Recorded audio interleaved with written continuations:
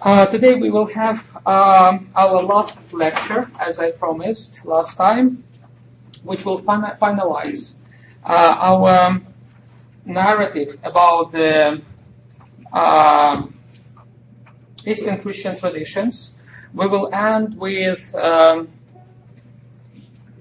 final stage of the church-state relations.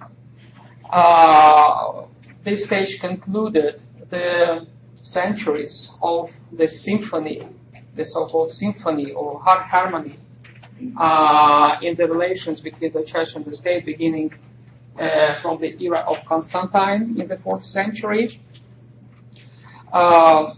We have discussed with you two models of the church-state relations. The one which we called New Rome's and the other one New Jerusalem's. We saw how these two models worked in different contexts, in the Eastern Christian context and in the Western Christian context, right? We saw how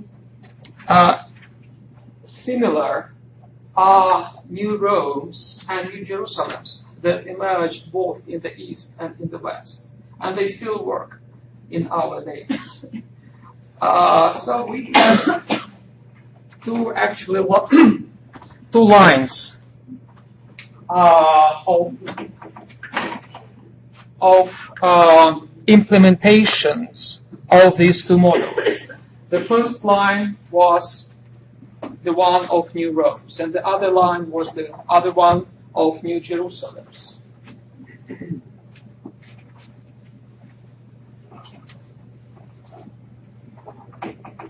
New Jerusalem's.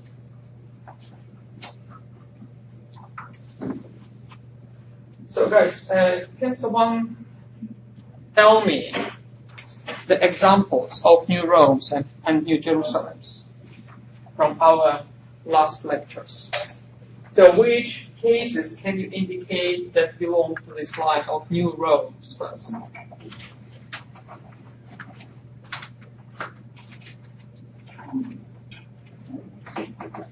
Which city was prototypical, was the first one that introduced this genre of New Rome's?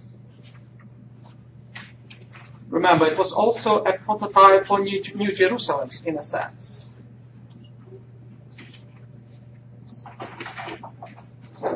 Did you know? No? Remember, the city which was established. Oh, sorry. Yes, Stephen. Are you talking about like the city upon a hill in America? Yes, that's right. But this one doesn't belong to the city on the hill. That belongs to New Rome's or New Jerusalem's. Remember, it was a theocratic vision. It was like the Puritan. Yeah. But theocracy, is it a part of New Rome's culture, or it is a part of New Jerusalem's culture? New Jerusalem? Yeah, exactly. So we are not talking. It's that one belongs to New Jerusalem's. Which one belongs to New Rome's? Yes, Drew. Constantinople. Exactly. Constantinople, which was actually named a New Rome.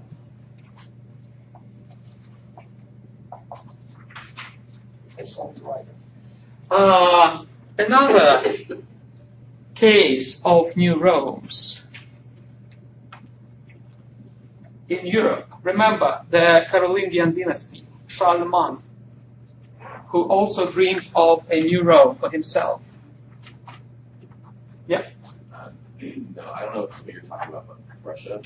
Yes, exactly. One is in Russia. Which one? Moscow. Moscow. The third Rome. Yes, exactly. In Europe, any idea? Well, it's a city in Germany, Aachen, which was established by Charlemagne as his capital. And it was built actually with the idea of having his own new Rome. Okay, do you remember? Aachen.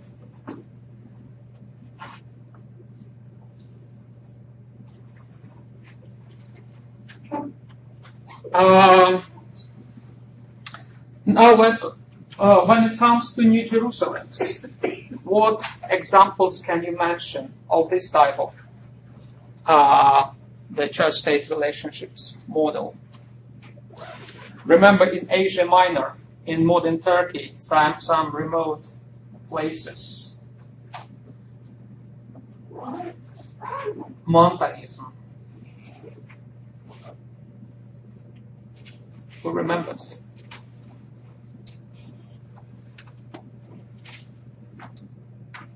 It's like cakes from Latin America. The same name, almost. It's Pepuza. Pepuza, a town established by the prophetic Montanist movement as an embodiment of the theocracy that they wanted to build, an ideal society, an ideal state they wanted to build on earth, right? Any instance in Europe? Any theocratic city in Europe? Remember Tuscany? Good wine, good food. Yes, that's Florence, exactly. Firenze. Florence. Good. Remember Girolamo Savonarola, who wanted to establish his own ideal state, his own ideal society, right? Any other city in Europe?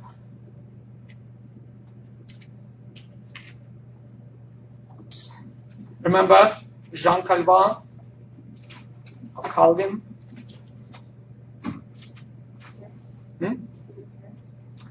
Not exactly. Belgium. Oh, Belgium is not exactly a city. It's not in Belgium.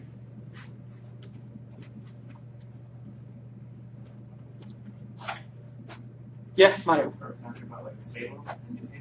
Well, it's not in Europe, but it is the case, exactly. It's in this country. In Europe, it's Geneva. Remember, the theocracy that the Calvinists built in Geneva. And when it comes to this country, yes, you were right. Salem is one of them. Any other case? Remember the square that would hold people who would meet Christ in his second coming. A place of a famous university.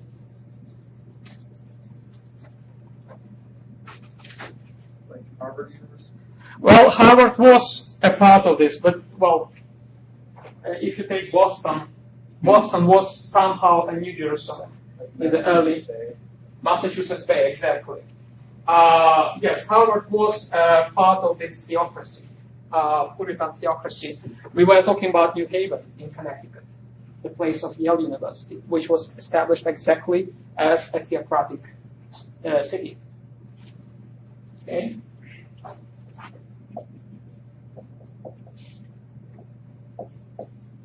Okay, so these are the lines. You see how they connect places in the East and places in the West.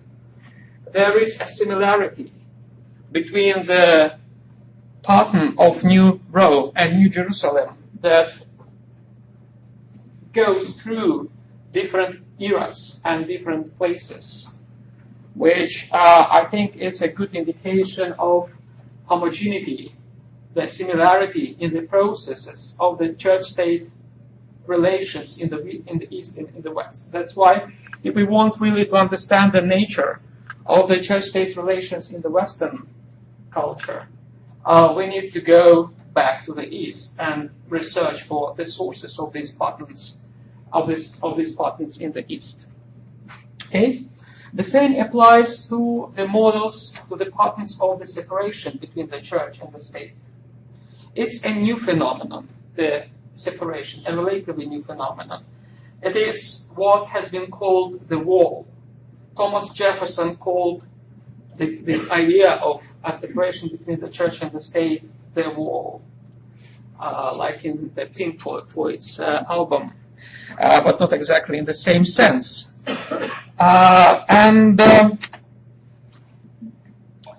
Remember, it developed. This wall was built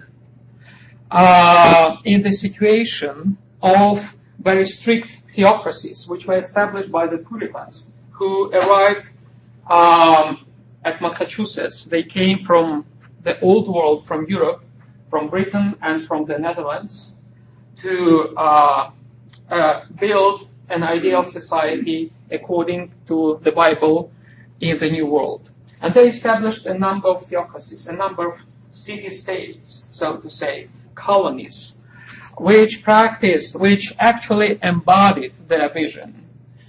And their vision was good for those who established those colonies. So Puritans were happy about these cities. But other people who did not belong to the same Congregationalist Puritan movement were not happy because they were oppressed. Remember, we were talking about deprivation of rights for religious minorities in those colonies. Like Quakers or Baptists, they were often punished, they were even killed sometimes. If they were allowed to stay in the cities, in those colonies, they had to pay taxes, but they did not have a voice. They could not vote. They could not participate in the political life of those communities. So those communities were integrists. They were fundamentalists, as we would call them now. There were, however, some exceptions. One of those exceptions was a colony established in Rhode Island. It was established by Roger Williams, who was a preacher in Massachusetts Bay Colony. Has someone heard of Roger Williams? He's quite a famous figure in the American political culture. Miles, did you? I know his name. Okay, you cannot connect with ideas. Okay.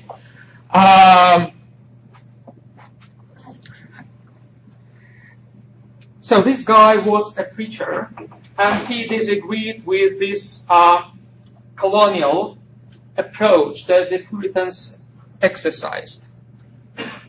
He was against the theocratic mixture of the state and the church. In the theocratic communities, political was not separated from the religious. Unlike in the model of New Rome's, in the theocracies, which fall under the rubric of New Jerusalem, the religious figures were more important than the political figures. They were actually the political figures. And Williams disagreed with this approach. He said that the political should be divided, separated from the religious. And he believed so not because he was a sort of secularist. No, he was a religious person. But he believed that it is to the benefit of the church to be separated from any political power, from any political role. In this regard, his ideas were similar to the ideas of Francis Bacon in Europe. Bacon, who has heard of Francis Bacon? Yes, Taylor. I heard of him. Yeah, he was a political philosopher, right? A British political philosopher. Do you know something about his ideas? Well, his idea was that it is good for the church to be separated from the state. He had the same idea. He is presented sometimes as a secularist mind. He was in a sense, but he wanted to divide the church, to separate the church from the state, not because he hated the church. Just the contrary, he wanted to benefit the church. He wanted that the church would be better, would feel better. And he believed that it is better for the church when it is separated from the state. So Roger's ideas cohere with the ideas of Francis Bacon in Europe. Okay. And he believed that any government with the best intentions cannot fulfill what the human beings aspire for. Any government cannot fully meet the religious expectations of people. And only the church can do this. And that's why he also advocated, yes, Joseph. This is a little back to the New Jerusalem. Exactly. Could you consider Maryland, or at least parts of it, to be New Jerusalem? Because, like, Mhm. all the Catholics that were Exactly. forced- Maryland was the only state in among the colonies where the Catholics were legally allowed to stay. In other states, they were persecuted and expelled.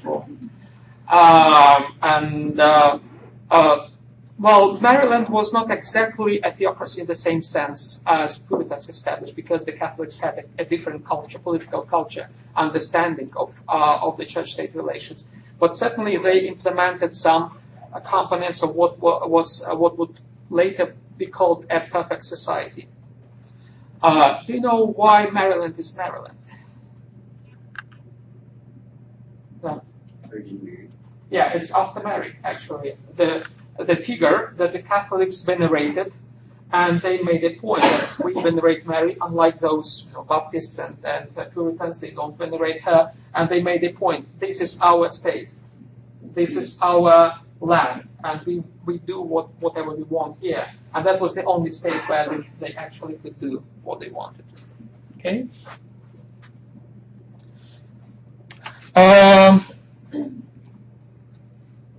So Williams was expelled from the Massachusetts Bay Colony and established his own colony in Rhode Island.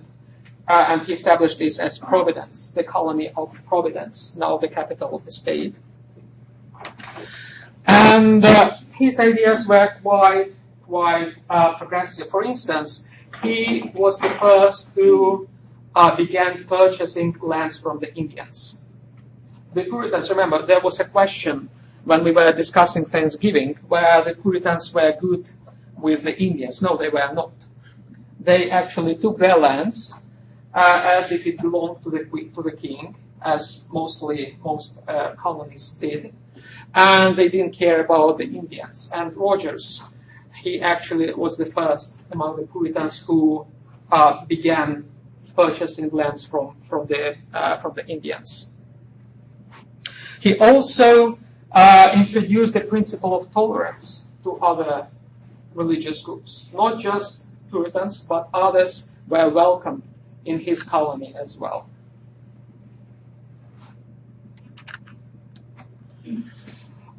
Still, Rhode Island was an exception. The rule in New England was that the communities, the theocracies, established their own rules, and they imposed those rules on everyone. They didn't have this mentality that they are the land of free. No idea about freedom of religion. It was very foreign for the first communities established in New England. And remember, we were talking that this exclusivism caused multiple conflicts between the states. There were states with Puritans, there were states with Presbyterians from Scotland, like New Jersey, for instance. There were states with Baptist presence, where the Baptists felt that this is their land and they built their own ideal society. There were states with the Episcopalian Anglican presence, and actually every community built an ideal society according to its own taste. And what happened, that those visions did not coincide, they did not cohere, and this caused tensions and conflicts between those communities. So in the United States, there was a situation which was very similar to the European situation after the Reformation, during the 30 Years' War, when the Catholics extinguished the Protestants and vice versa. Okay? And it was very difficult to accommodate those different visions, those different ideas about an ideal society into a single state, especially after the Declaration of Independence. So the fathers of the state decided that they need a model to accommodate all those antagonizing all those fighting each other communities.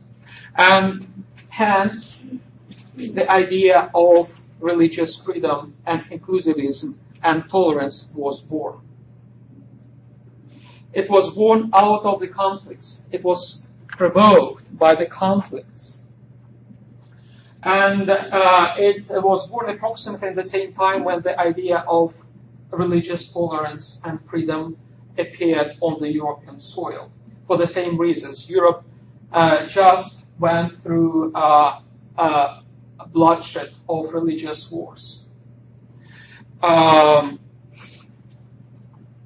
Still, I would argue that despite the similarity of incentives of the reasons why tolerance and freedom of consciousness appeared simultaneously, approximately simultaneously, on the American soil and on the European soil, the models of separation, of divorce, so to say, were different.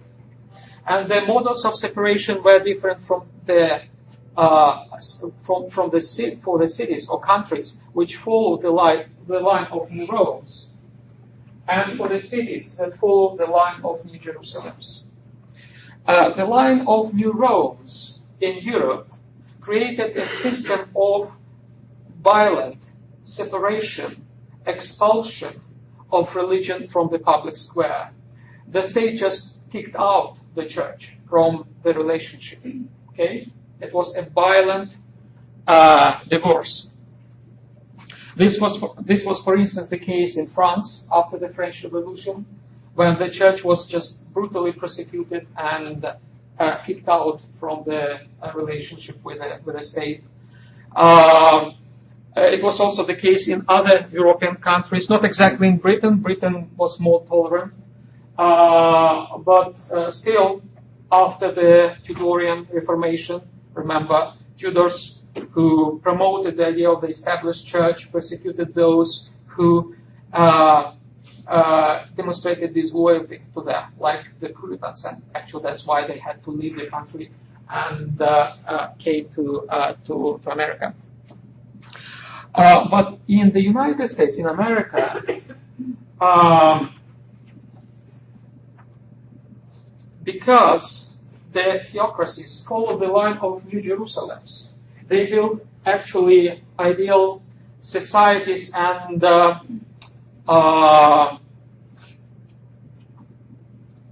they had a different vision of the political system.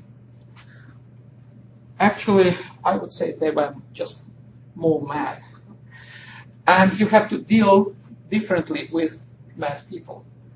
The idea was not to expel them, not to get rid of them, but try to accommodate them together, try to understand, try to tolerate those visions, those theocratic visions, and try to arrange all those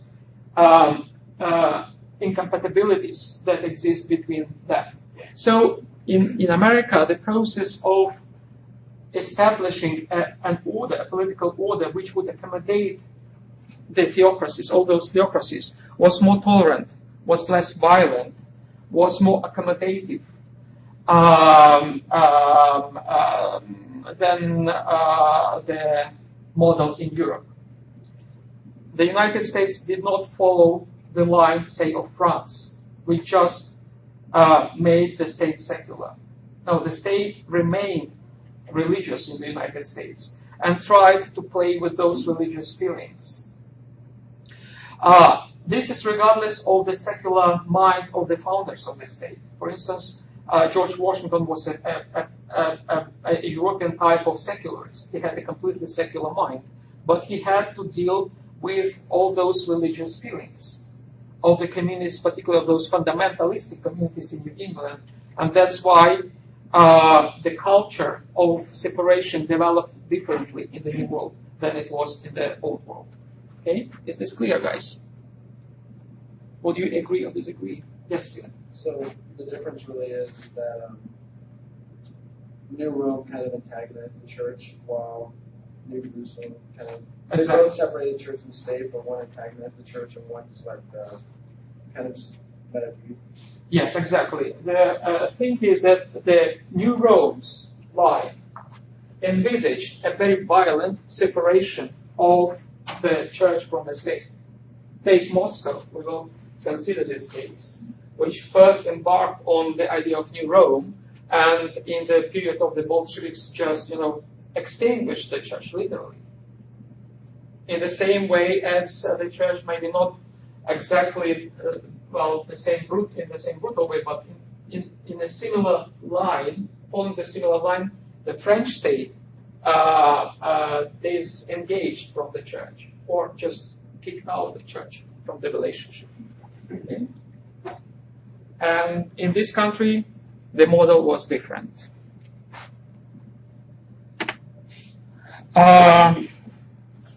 So this model was embedded in a few documents. One is the Virginia Statute. Actually, I have a handout for you with the text that you could follow. Could you please watch this? To follow the quotes.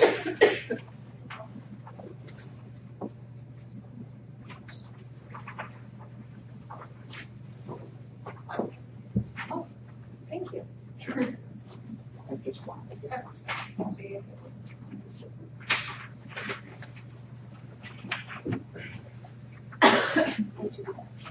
So one of the first documents that drafted somehow the model of the division between the church, separation between the church and the state in the United States was the Virginia Statute. And in particular it said, you can read the first excerpt, "No man shall be compelled to frequent or support any religious worship, place, or ministry whatsoever, nor shall be enforced, restrained, molested, or burthened in his body or goods, nor shall otherwise suffer on account of his religious opinions or belief, but that all men shall be free to profess and by argument to maintain the opinion in matters of religion, and that the same shall in no wise diminish, enlarge, or affect their civil capacities." Okay? Then, in the same line, the First Amendment was articulated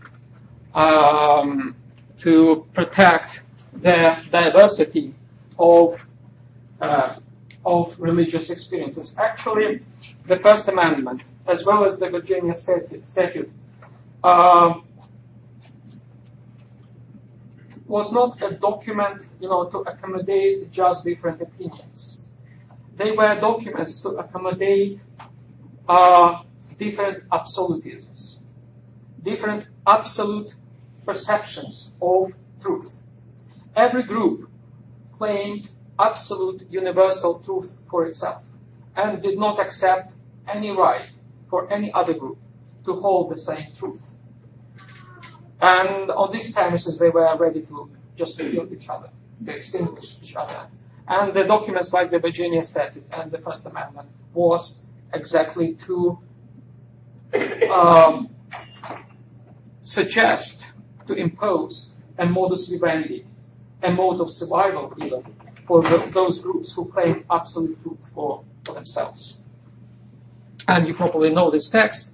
"Congress shall make no law respecting an establishment of religion or prohibiting the free exercise thereof, or abridging the freedom of speech or of the press, or the right of the people peaceably to assemble and to petition the government for a redress of grievance." Is the second excerpt in your handouts.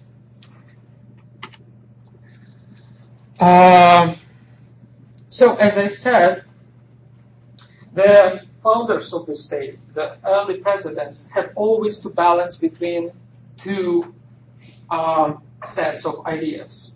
They had always to take into consideration the ultimately conservative attitudes which were cherished in the Puritan colonies, particularly in New England.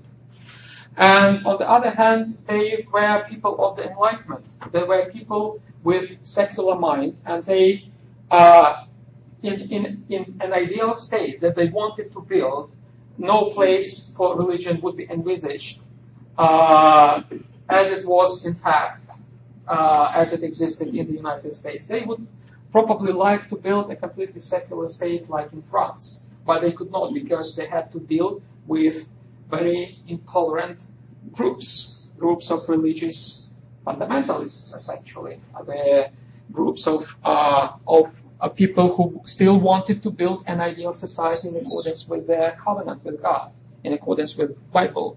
And the presidents had to balance all the time, and actually there was as today sometimes, but often, the Democrats replace Republicans and again come after the Republicans. At that time, pro-theocracy, pro-Puritan presidents changed more secular presidents, and then they were changed again by secular presidents. Like if you take first, George Washington was really a secularist, and his successor John Adams was a person with a very strong religious agenda and tried to appease the Puritans in New England, particularly. Jefferson then, he was a master of, who actually drafted the First Amendment. He was a master of balancing between the two poles. And his idea was to protect minorities primarily in New England. Imagine what now is regarded to be the Bible Belt, right? What other states, what is the Bible Belt? Can you explain? God, except Alex, maybe. Who knows? Which states belong to this Bible Belt? Massachusetts. Not exactly. Okay, Alex, help us. It's kind of the states in the mid-east kind of side of the country that are generally pretty conservative. Okay. Can you name those states? I can do that on my essay. Yeah. Let's see.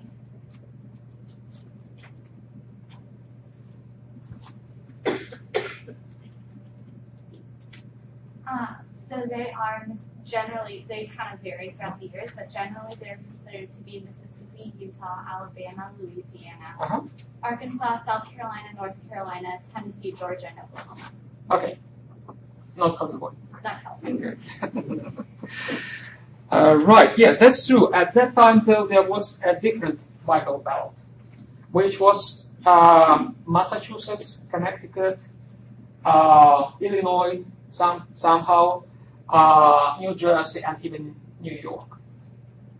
So the states which are considered to be the most liberal nowadays at that time were the most conservative ones. And actually they fiercely and forcefully rejected and resisted the attempts of the American state to balance, to accommodate, to arrange different religious groups within the same state.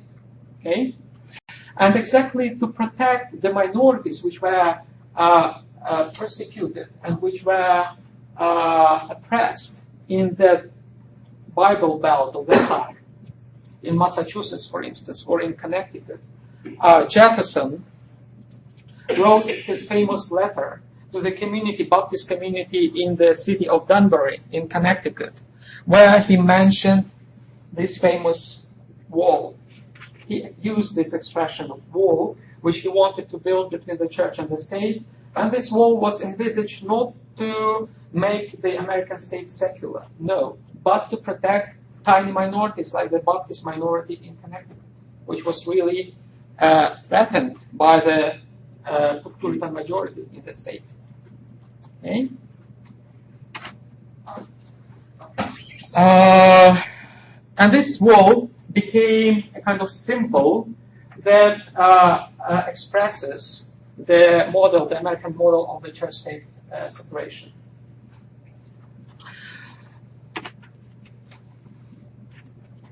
Another president, Madison, he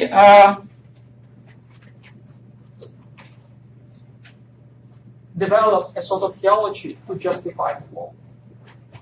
It surprised me when I came here to this country, and I was really surprised that with every single president, whenever he or she, is elected, a bunch of articles and books get published on the theology of those presidents. I've even read an article on theology of Obama. I was probably Obama himself would be surprised that he has a sort of theology, but, obviously he has. I will be surprised to read about theology of Trump. If someone wants to write such a book, you're welcome. So it is a part of the American culture that the presidents actually do some theology. It is very much like in the Middle East. In the Middle East, every single ruler, to be accepted by his people, to be legitimate, is supposed to write a theological treatise, especially in the Muslim countries. It is very common.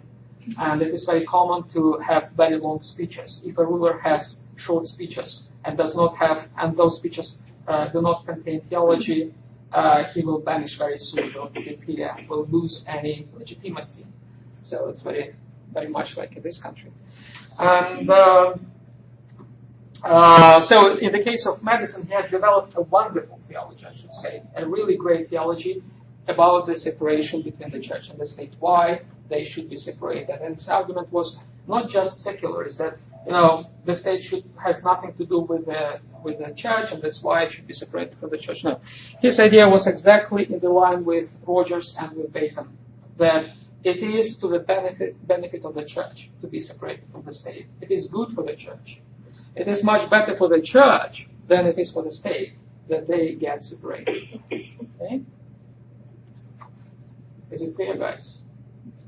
Do you see the difference between the secular approach to the separation and the, say, Madisonian approach? Okay? Emily? Okay? And there is a quote from him. It's excerpt 3. The state church, in contrast to the true church, beginning of the quote, at once discourages those who are strangers to the light of revelation from coming to the region of it, and countenances by example the nations who continue in darkness in shutting out those who might convey it to them, instead of leveling as far as possible every obstacle to the victorious progress of truth. A religious establishment with an ignorable and unchristian timidity would circumscribe it with a wall of defense against the encroachments of error. So essentially his point is that when the church gets connected with the state, it becomes vulnerable to errors imposed by force, by the state. And in order to be exposed to truth, the church should be free from the state. That is his point. Okay? Is this clear, guys? Did you know that? Did you read Madison at all? Okay. You've probably watched the Mad People, right? Mad People. Serious. Anyways, so those attacks were against the Puritans who still resisted. The attempts to arrange different confessions into a single state. And the strongholds of the resistance, of fundamentalist resistance to these American presidents were the most liberal universities in the world, Harvard, Yale. They were really the hardest places that resisted any attempt of liberation of the American state. They were established actually as theological schools, or by the Puritan groups, by the fundamentalists, actually. And the most outspoken antagonist of Jefferson in his time was a president of Yale University at the time, Timothy Dwight IV. Well, I still remember the college, Dwight College at Yale. He's still venerated there. And they have a very special place for this college. So he was so much against the attempts of Jefferson that he was even called a Connecticut Pope. well, he was not Catholic, he was a Puritan, he was a Congregationalist, but his zeal to protect the vision of theocracy, which the Puritans had brought with them to New England, his zeal was really outstanding, and that's for this zeal he was called a pope. Okay?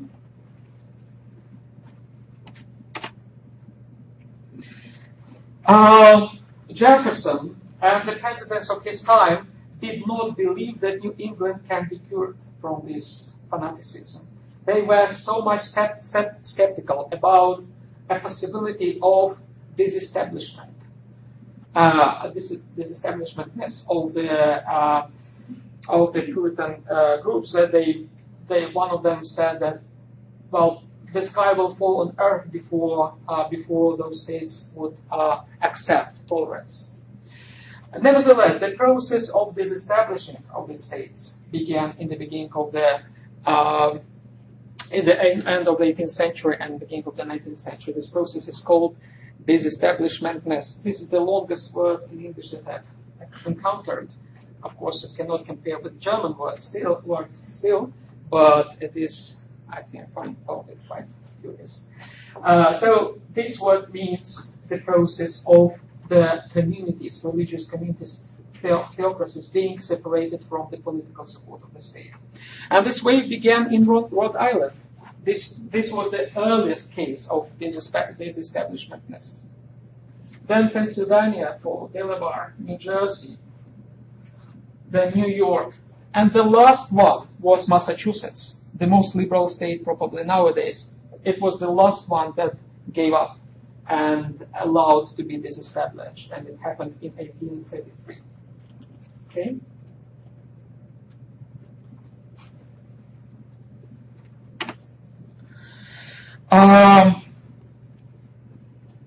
So Jefferson used this nice word, the wall.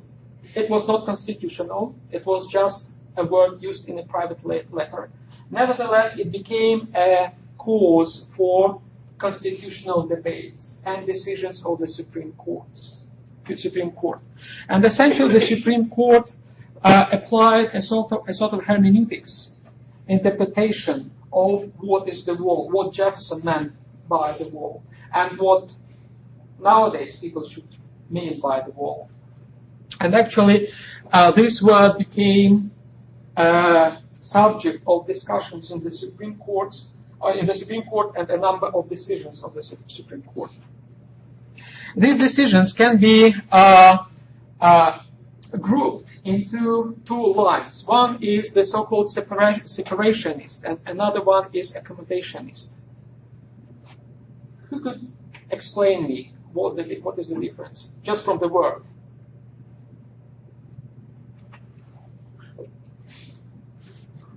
Yes. One accommodates. Yes, one accommodates what? Church. Okay. And Where? the law. Well, how the wall can accommodate the church? By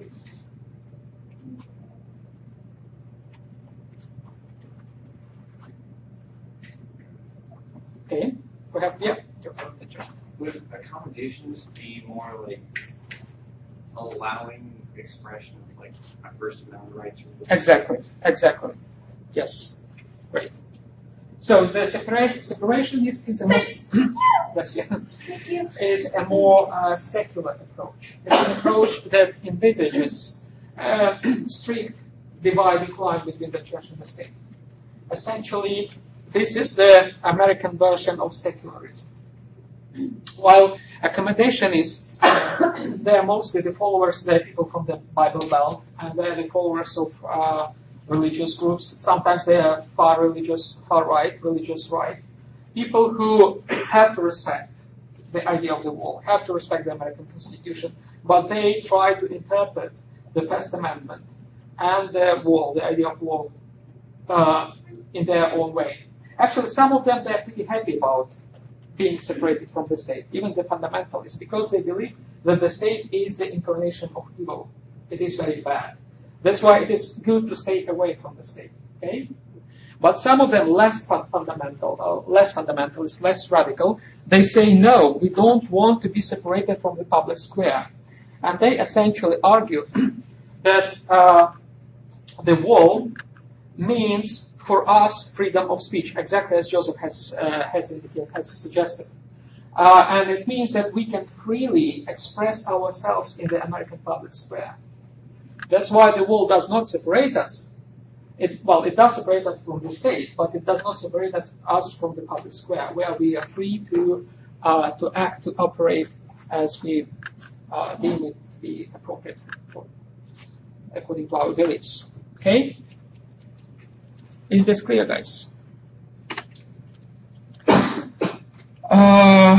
Yeah, that's what I've just explained.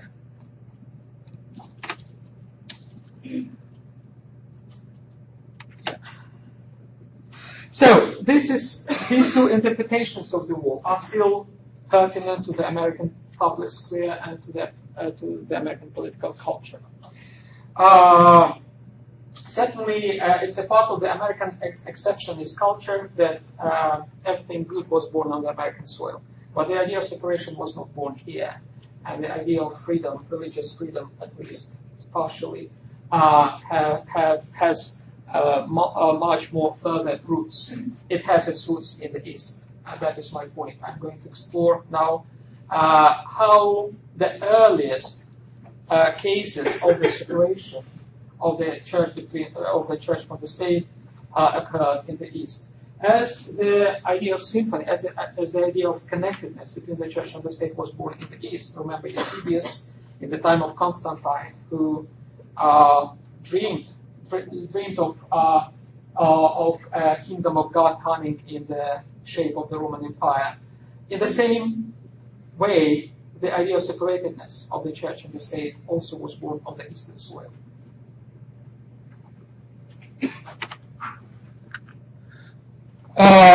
Probably the earliest case was the Persian Empire. In the Persian Empire, remember, it was the largest rival of the Roman Empire. Probably you remember the words of one Byzantine writer, Simocata, who was speaking about two eyes of the world. One is the Roman eye, and another is the Persian eye. The two greatest entities, political entities in the world. And the Persian Empire, because it was not Christian, it was mostly Zoroastrian, it tolerated Christians on its soil, but it didn't want to develop any sort of symphony with the Christian church. Well, the Christian church wanted to have a symphony, of course, with the Persian rulers, but the rulers did not accept it. And that's why the Christian church was pushed to a situation of separation from the state, forced to the separation. It didn't like it, but it had no other choice. And this, we have seen this, we have considered this. This led to a more open attitude of the church to the world. It helped the church eventually to develop successful missions in which countries? In Asia. China, yeah. Other countries? They went up to India, remember? Okay. So this was because they had gone through the process of separation from the state in the Persian Empire. Then this experience was enhanced in the Arabic Caliphate. After Islam was born, appeared, and rapidly expanded in Asia through the Middle East. They also tolerated Christianity, but could not have the same kind of relationship with the Christian church as the Christian church had in the Byzantine Empire. The church was separated from the state and experienced a separation, had to live with the Muslim majority and had to tolerate other Christian minorities. That was a hard lesson, a new lesson for the Christian church, but it was the only way for the Christian church to survive in the new Muslim environment. And this environment taught the church to be tolerant. I remember, exactly as in the case in England with Roger Williams, who didn't see any other way for the church to be the church, but to tolerate others. That's exactly what the Christians experienced in the Middle East under the in the Arabic caliphates that emerged in Asia. This experience was this motive of modus vivendi of the church with the Muslim state was further in the Ottoman Empire, which succeeded the Arabic caliphates. The Turks took over and embraced the Arabic lands and became the largest Muslim empire in the world. And who can explain me this picture? What does this picture depict? Who are those guys? We were talking briefly about them. And what is the occasion of the encounter? Well, it says here actually.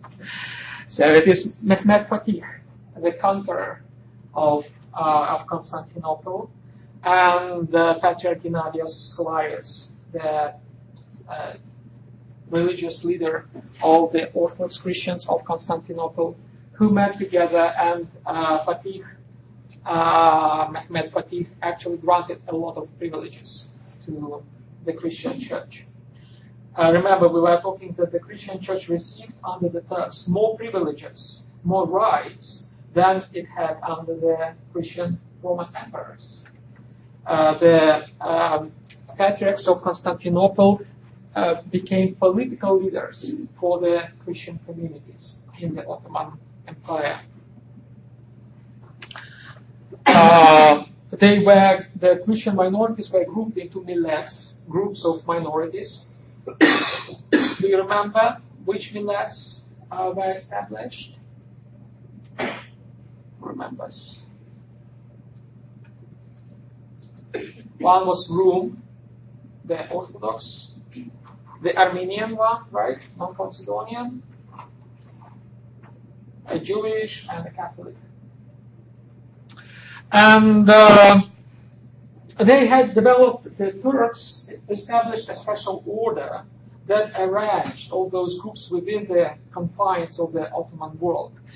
This order was called in Turkish istimalet, which approximately is like symphony, like harmony in the relations between the churches and the Muslim state. And this was again an experience of separation that the churches went through. Okay? A very fruitful experience because it benefited again the church alone. The church at that time discovered its own identity as a Christian church separated from the state. In the time of the Byzantine Empire, remember, they were mingled together to the way of mixing up their identities, their self-awarenesses, their self-consciousness. Okay? And in the Turkish setting, these two self-awarenesses got separated, became distant, and the church discovered its own identity.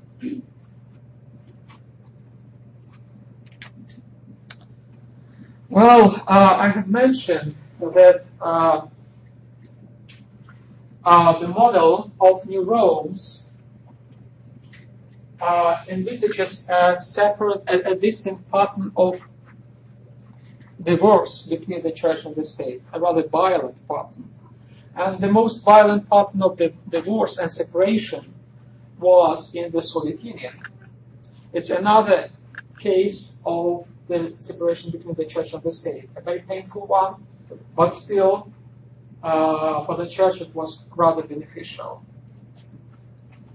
I will tell you a bit about this experience, and Mario, you were interested in this case.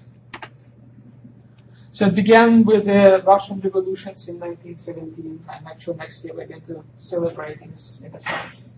Those revolutions, I think there will be an event at LMU as well, dedicated to the church during the time of revolution. And the church was very much a part of the state machinery. Before that, in the 18th century, Peter the Great, the Tsar, Russian Tsar, made the church a department of state. Actually, it made the church like a ministry, responsible for religious life of the state. And the state became a part of the bureaucratic machinery of the state. That's why when the revolutionaries turned against the state, they also turned against the church, which was a part of the state machinery. And this caused very severe persecutions against the church. The first steps were made by Lenin. Who knows about Lenin? Who's the guy? Well, when I was a child, we were supposed to learn by heart the verses about him and to sing songs about him. I still remember them. So, no, good. I'm happy that you don't know about him. Yes. The Bolshevik Revolution. Exactly, the leader of the Bolshevik Revolution. Exactly. Well, that is the only thing that I'm happy that you don't know.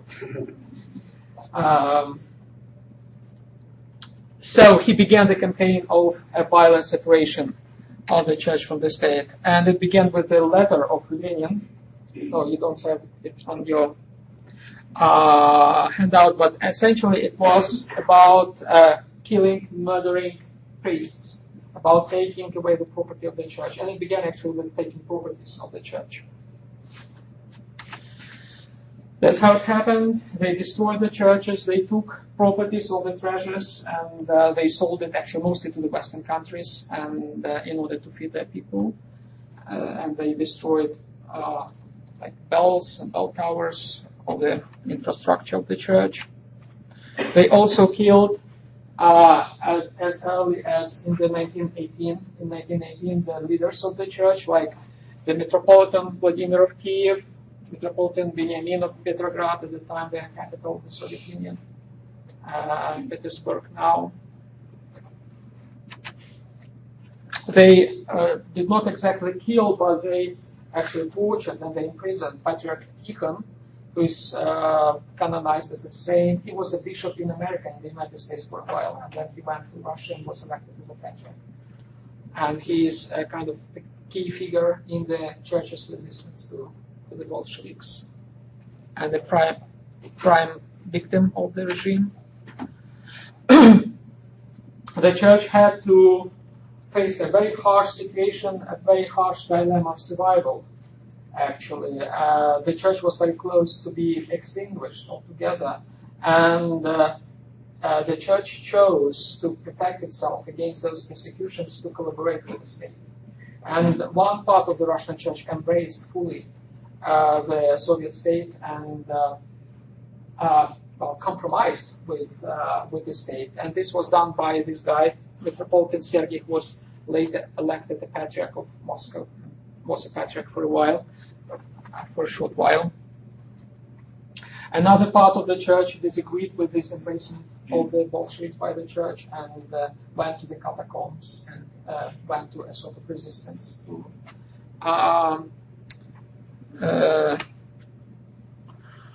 this. There was a movement of renovationists who completely embraced the church, but they also the state, but they also embraced the ideology, the communist ideology. So essentially, they believed that communism is very good, and they established their own hierarchy. They were supported initially by the church, and they introduced a lot of novelties. Like, for instance, married bishops. This guy, who was the leader of the renovationists, he doesn't even have a beard. He has like Hitler style mustaches. I think he had 3 wives, and he was still a primate of the church, a bishop. His last wife died recently. His daughter died recently. They were actually nice ladies. So people say about them. Unlike this guy, he liked restaurants, he liked ladies. He also liked his church to be kind of Bolshevik.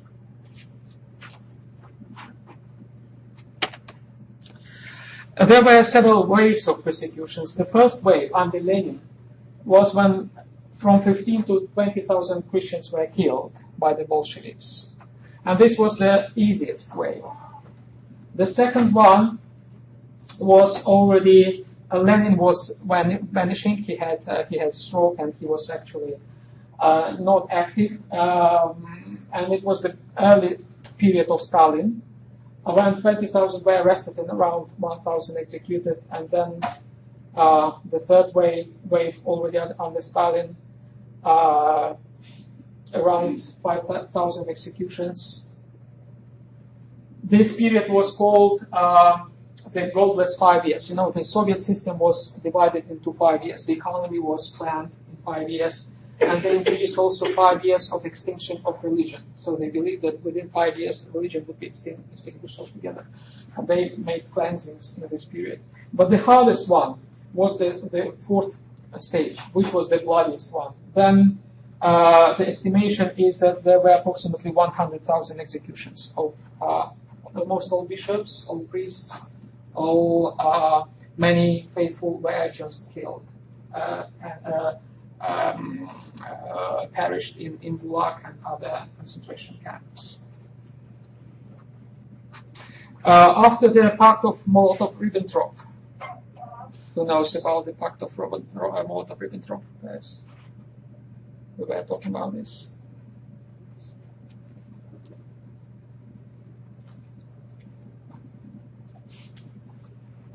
Kayla? How are you? Sorry. Maria. Maria, yes. Pact of Molotov-Ribbentrop. Soviet and German foreign ministers. Yes. That's when they were secretly working together. Exactly. On what? It was World War II. Yeah, exactly. They divided the Europe into parts of the influence by the Soviet Union and Germany. And actually, according to this pact, lands of pieces of Poland was divided into two pieces, and one piece went to Germany, Nazi Germany, and another part went to the Soviet Union. And the lands of Belarus, Ukraine, Western Ukraine, Baltic countries were annexed by the Soviet Union. And actually, these lands included a lot of Christians. And this was not the last, the fifth wave of persecutions against the Christians in those areas by the Soviets. This is the icon of the new martyrs who were killed by the Soviets. This is Tsar Nicholas and his family, and it's interesting that in modern Russia, we were discussing the nationalism in modern Russia. The Russian nationalists sometimes put together Tsar Nicholas and Stalin. They venerate both of them, and Stalin essentially was a part of the party who killed Tsar. This is one of the crazy things about modern developments. There was a change during the World War II. There is a legend, well, it's actually a story, but a story which is circled by many legends about the meeting of three metropolitans with Stalin.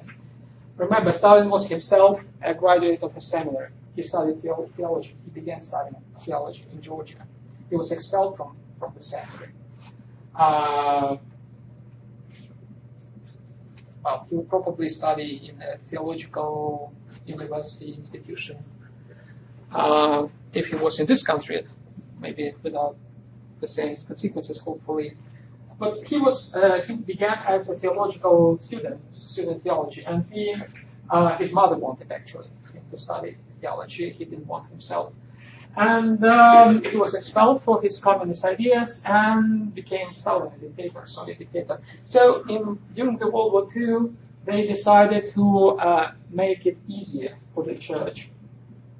And he met three metropolitans, and this is a kind of depiction. No one saw how it happened, but this is a sort of depiction of how it might happen. And the church was a bit released from the pressure. Then it began again with Khrushchev in the 50s. Remember, I was telling you that Khrushchev promised that in 1980 he would show the last priest on the Soviet TV. A very ambitious promise, as many other promises that he made, and as other promises he did not fulfill it. The change came only in 1988 when the Soviet Union decided to celebrate 1,000 years of baptism of Rus of Kiev. And this was really a turning point when, even before the perestroika had begun. I actually remember very well 1985. I was in school then when perestroika began. I was the third or fourth form. And we were supposed, in the beginning of the day, we were supposed to report on the last political developments in the Soviet Union. And I remember I was reporting on the April plenary of the Communist Party that actually initiated the perestroika, Gorbachev's change. And soon after that, fall of 1988, when the state decided to liberate the church, to give more freedom to church. So this was a very long, a very bloody period of persecutions against the church. But people who remember that period now, they say that this was probably the happiest period for the church because it was really free from any affiliation with the church. That was the period of real freedom for the church. That is their experience. That's how they talk about it. And after the church again reunited with the state, we went to the same kind of slavery that we had in the period before the revolution. And people complain, and I see so many negative consequences for the church from this new alliance, new symphony with the state. Right, now in the remaining time I'd like to discuss a topic which is connected with what we were talking, the church and democracy. But before we proceed, do you have any question regarding the models of separation, what we discussed? No. Okay.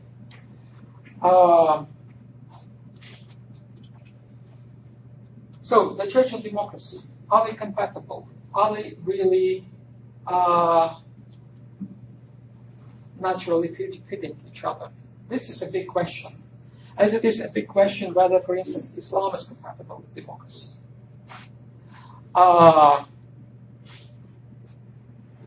It was not always that the churches, both in the East and in the West, supported democracy. If we take, for instance, the Catholic Church, in the end of the 19th century, 1999, Pope Leo XIII issued an encyclical where he condemned the so-called heresy of Americanism. What do you think is the heresy of Americanism? Are you heretics according to this heresy?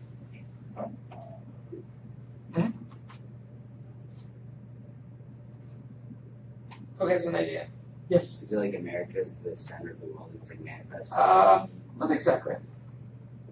Well, that would be appreciated by them. Well, it's democracy. It's a doctrine, a political doctrine about democracy. That democracy is good. So at that time, it was regarded an American heresy and was condemned by a papal encyclical. This was the response of the Pope to the American bishops who wanted to justify American democracy somehow. And the response was negative, as you see. It took several decades. Only at the Vatican II, the Catholic Church somehow came at terms with democracy and accepted democracy as a possibility for the society to develop, to have. The same is with the Christian East. A famous saint of the Russian Church, who lived approximately at the same time, John of Kronstadt, he used to say that democracy is in hell while kingdom is in heaven. So it was the era which inspired the religious leaders, both East and West, to despise democracy, to reject democracy, and to support monarchy instead. Nowadays, see these guys, it's a Russian Ku Klux Klan. They are the so-called, Russian nationalist groups who explore the idea of religion. Actually, this guy is of the Serbian origin. And they like to wear on their T-shirts, there is, I've shown you, I think this is as an emblem of this movement, nationalist movement, and it says in the end, the words of John of Kronstadt, democracy is in hell and the kingdom is in heaven. So it's part of their kind of agenda. So the question is, why people reject democracy? Your guess. Yes.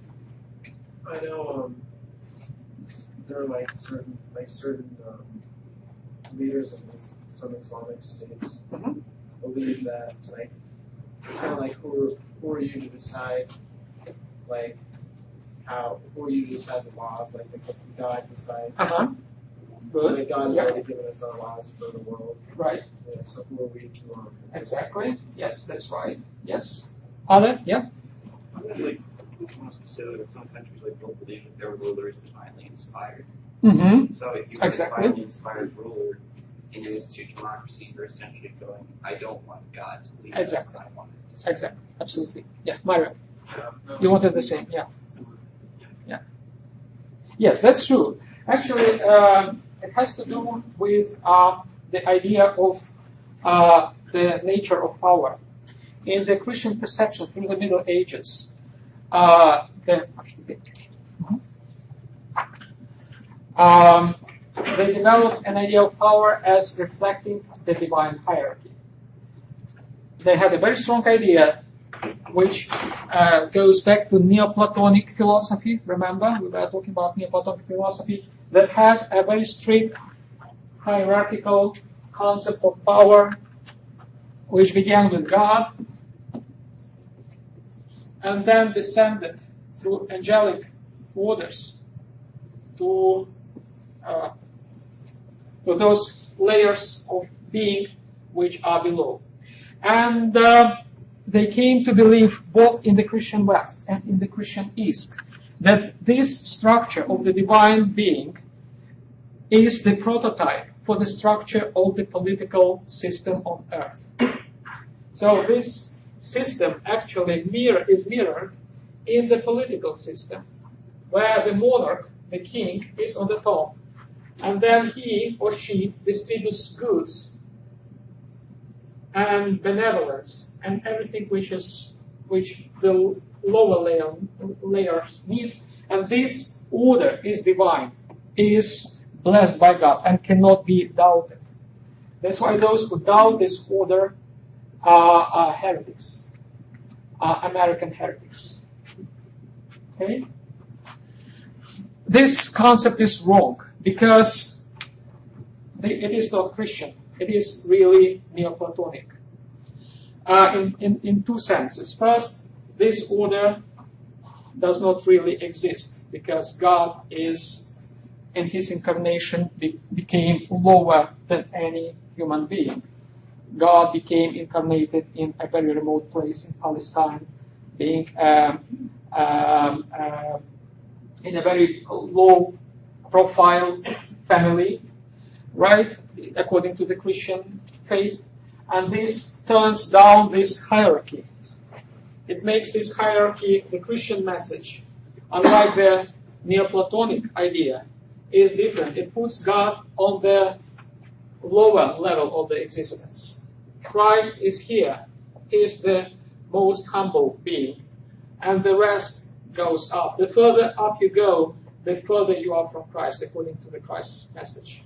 That's why, first, this hierarchy doesn't work, and second, the idea of reflection is not accurate. You cannot actually project the divine hierarchy on the earthly hierarchy. What happened with Neoplatonic idea is that actually there was a given structure of the Roman world. The Roman culture was hierarchical and it was pyramidal. The emperor was on the top. All the subjects were below. And what they did, they actually projected this model to God.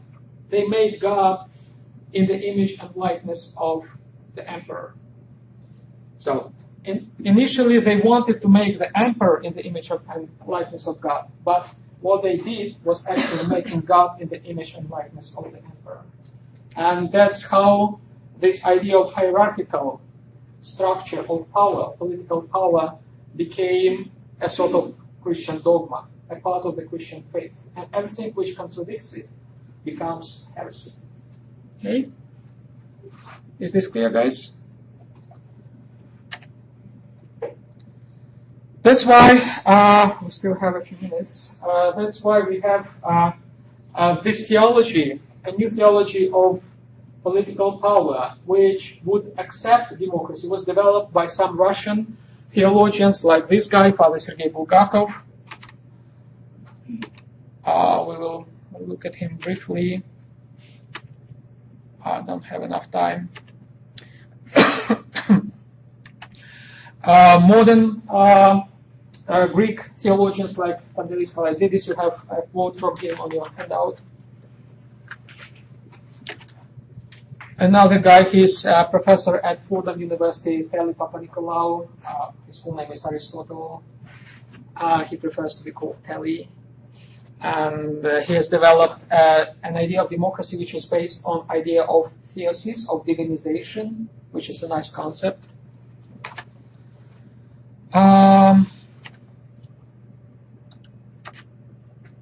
And that's what we have briefly. And I would like to stay in the end on a case of the church supporting democracy, democratic change. And this case was in Ukraine. The events of the Ukrainian Maidan, what we call Revolution of Dignity, which happened in 2013-2014, in the winter, was a case of a revolution, actually, of a change, social change. It was a revolution against President Yanukovych, who usurped power, and he became a kind of dictator.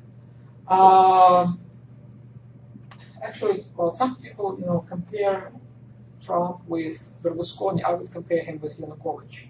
And actually, they had the same managers. Paul Manafort was the manager for Yanukovych. He was a kingmaker, and he made Yanukovych the president, and he actually made Trump president as well, in some sense. And people just resisted against him and revolted and made the Maidan. And it was a radical democratic change in Ukrainian society. And it's an interesting case for us because this democratic change was supported by the state, by the churches. The churches that normally, usually, traditionally, always support the state, whatever the state is, however good or bad it is. But this time, the church decided to be with the society, with the people who went against the state. And you see, I will show you a few pictures of the events. I actually witnessed some of these events and took some pictures of myself. This is a priest who is, standing behind him. The people from Berkut, it's a special forces who actually were shooting the protesters. This is a characteristic picture with the cross in the center of the protest. This is how, sometimes more than 1 million people came to the central square of Kiev to protest, and they were standing in the freezing. It was really very, very cold. My brother was there, almost all the period of time. And he said when they began using, the water guns, which is prohibited to use below zero, and they use it below 20 Celsius, which is really cold. And he said, well, it's bad first 10 minutes. After 10 minutes, it's okay. You can deal with that.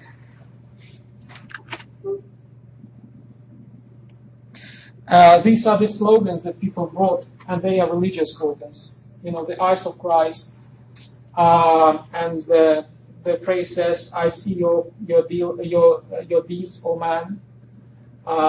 So the Maidan expressed itself in religious terms. It was not a secular manifestation, like, we are just for democracy, we are not against, we are not for the church.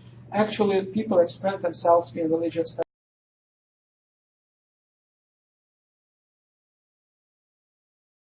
terms, and it was really a religious phenomenon. It was actually a phenomenon when probably the largest public prayer occurred. People were praying together in the beginning of the day and in the end of the day. They stood on the frozen pavement like this and prayed. Actually, millions, literally. Or like this. They also had chapels, and it's interesting that Maidan became a place where the churches that normally hate each other in Ukraine, they came together and actually helped each other. And it was a great ecumenical movement in this sense. This is a prayer tent. That's a priest who is just standing on the Maidan and consoling people. And it was really a peaceful event in the beginning, before the government broke into violence and began shooting people. And it was really a kind of pacifistic event. The government tried to provoke people to violence, but people refrained from any sort of violence. They were just, middle class people. This was really a revolution of the middle class. Students. Oh, yeah, like this. So they try to respond to the violence with peaceful means, like this picture. Here, people were staying everywhere. There was a huge organism that organized the feeding, sleeping for thousands of people. Really, it was not easy.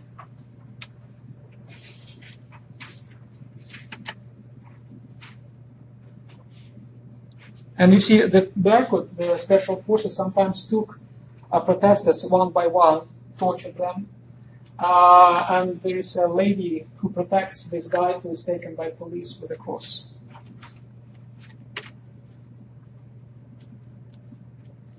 This is actually a professor of university in Kiev and his son. They were beaten like this and they did not respond, with violence in response. This is a journalist from Reuters, and he was also beaten and continued his work.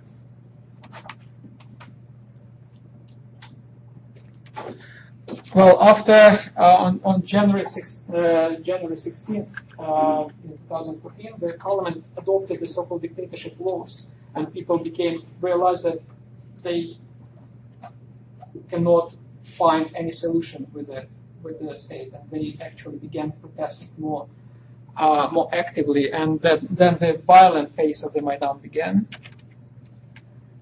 which led to clashes. And still the church was in between, tried to bring some negotiations, some link between the protesters and between the police.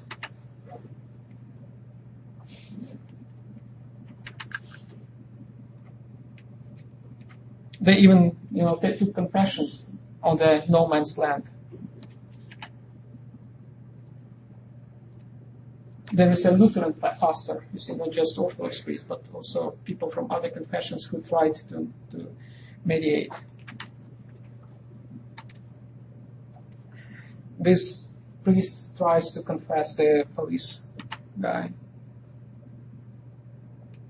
And it's an interesting slogan that says, Vox Populi, Vox Dei, which again expresses the self-understanding of the Maidan. They understood themselves as the voice of God that wants justice and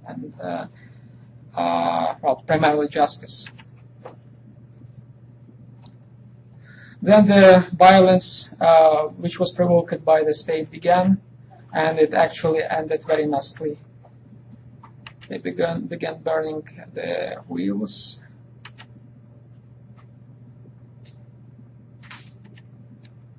Still, we have 2 minutes.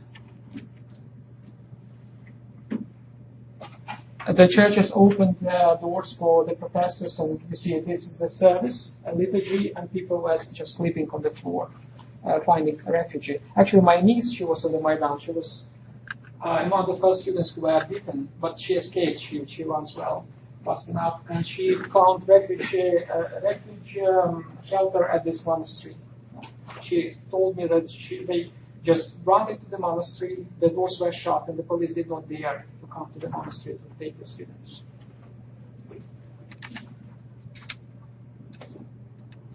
They made the church actually hospitals. They established temporarily hospitals on the premises of the church for those who were wounded. Like here, you see the guy is wounded, and it's inside the temple of the church. Well, then the shooting began. Actually, they shot around 100 people, the snipers. They tried to target people in the neck, and it was they just shot whoever they wanted, and 100 people died from the sniper shooting.